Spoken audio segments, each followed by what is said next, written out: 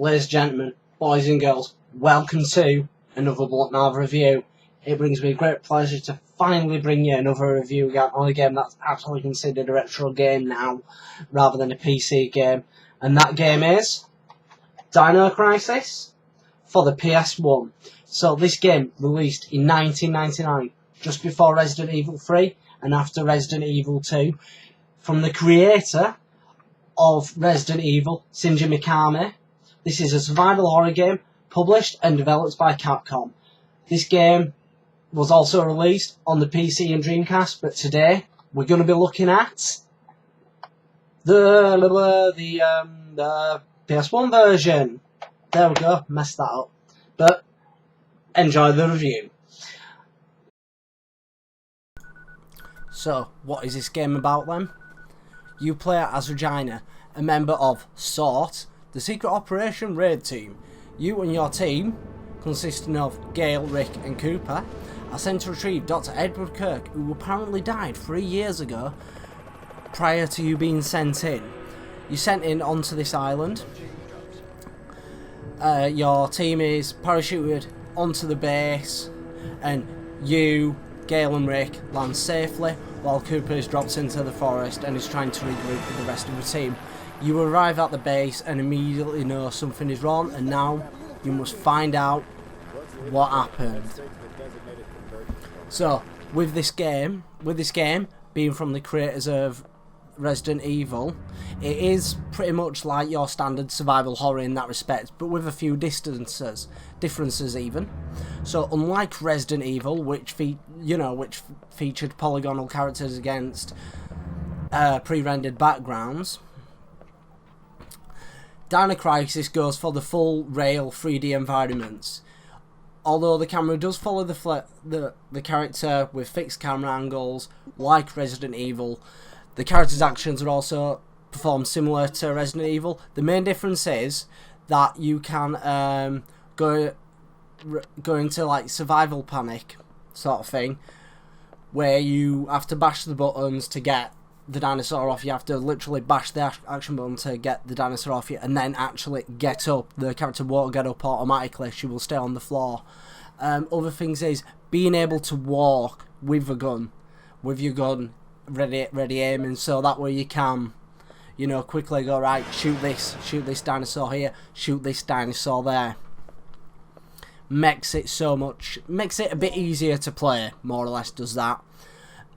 Also, you've got quick turning in this, which isn't a new feature for Resident Evil, but seeing as this came out just before Resident Evil 3 and after Resident Evil 2, the thing of a quick turn is a nice thing to have.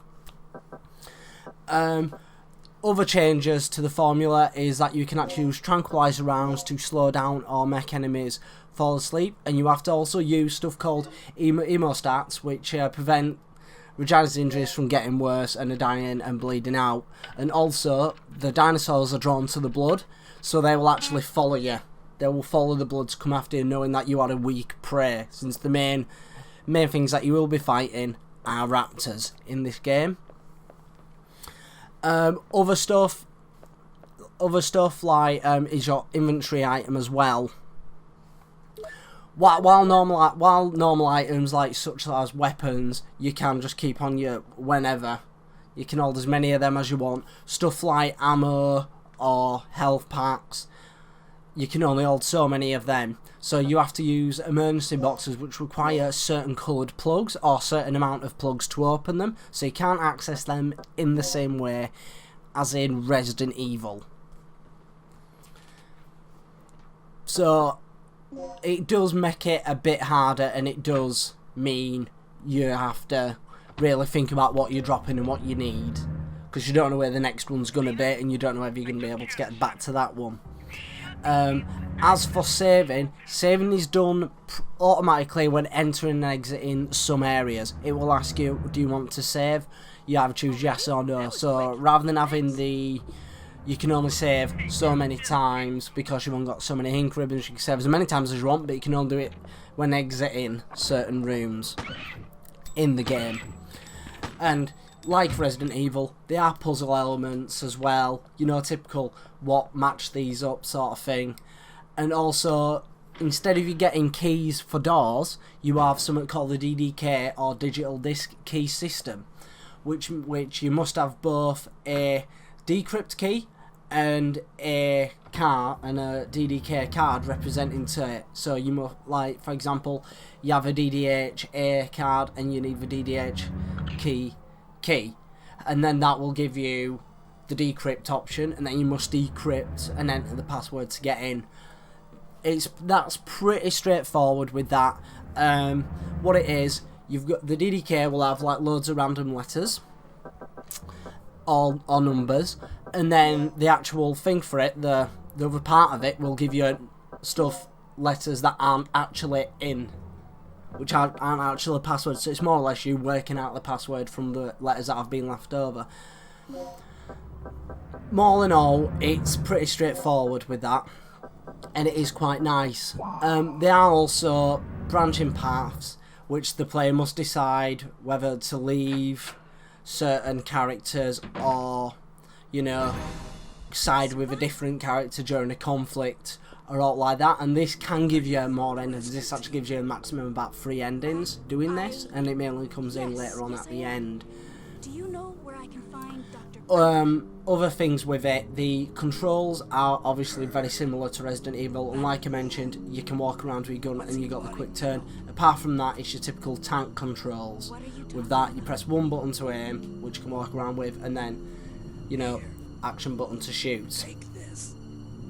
And also, going from room to room still does that loading with the opening door, which kind of builds tension, but you can also use, during the actual gameplay of walking around, you can use like laser barricades and stuff. If a raptor's coming after you, if you don't really have a lot of health and you need to get away from it, you can actually turn on certain like laser barriers, and then the raptors will jump into that and won't be able to get through.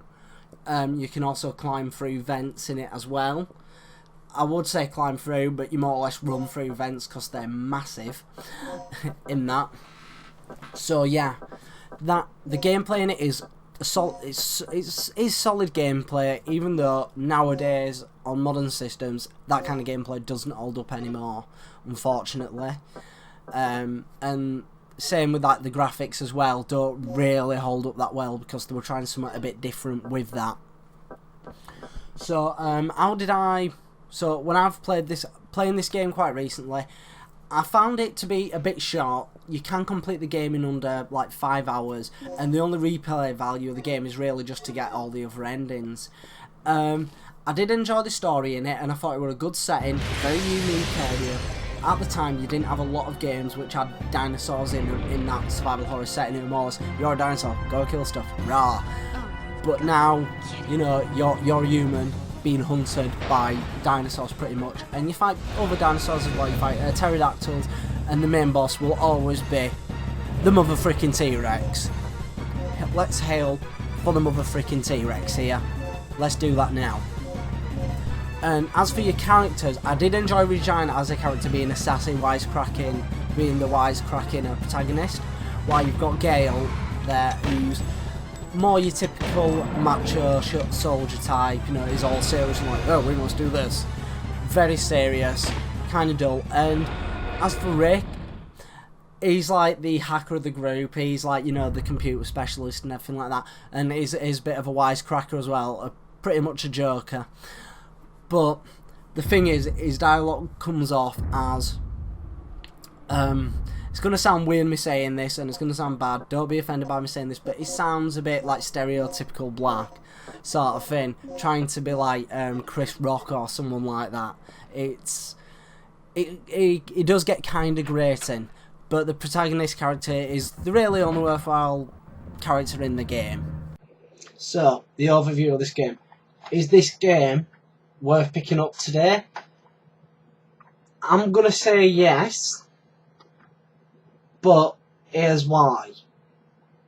While the game does have its flaws, like having to get certain colour plugs or certain amount of plugs to open certain access boxes so you can switch and trade out items, it really don't take that much away. Actually more or less adds to the experience, so little frustrations like that and the length of the game as well, being only being able to complete it in like in like 5 hours or under. And the replay value in it, the only replay value that there is really is just going to get the extra endings, of which they are. But the strong points on this are, it's a new, unique game for the system. Even though it's a Resident Evil style survival horror, it's still very unique to the system. The characters are memorable, at least, even though 2 of them are like pretty dull. The supporting character, the main protagonist, Regina, is fantastic. And the storyline is really deep with a lot of intrigue, few twists and turns, really fun to play. So, overall, even though I've said I recommend it, I only recommend it if you can get it for a good price. If you can get it for under, I would say 10 quid. 10 quid UK or under like $10 US. Really, you don't want to be paying a lot of money for it, because the money that you could end up paying for it isn't worth it. But if you can get hold of it, get it. You can also get this though on the PC and the Sega Dreamcast as well. So it is worth getting. I would recommend getting it on the Dreamcast, just due to the Dreamcast having being slightly more refined in that respect, slightly better graphics. It looks a bit nicer, and the PC version obviously will win hands down, but you might have trouble running those games on your PC. So easiest way to play it, get it on the PS1. I even believe it's on the PSN network as a PlayStation 1 classic. So that's been my review of Dino Crisis. If you like my video, like it. If you dislike it, dislike it. Tell me your thoughts on the game. Just leave a comment in the section below. And again, if you like my videos, feel free to share them and feel free to subscribe if you want to see more reviews like this. I've been Bulletmarv, and as I say at the end of every video, keep on gaming.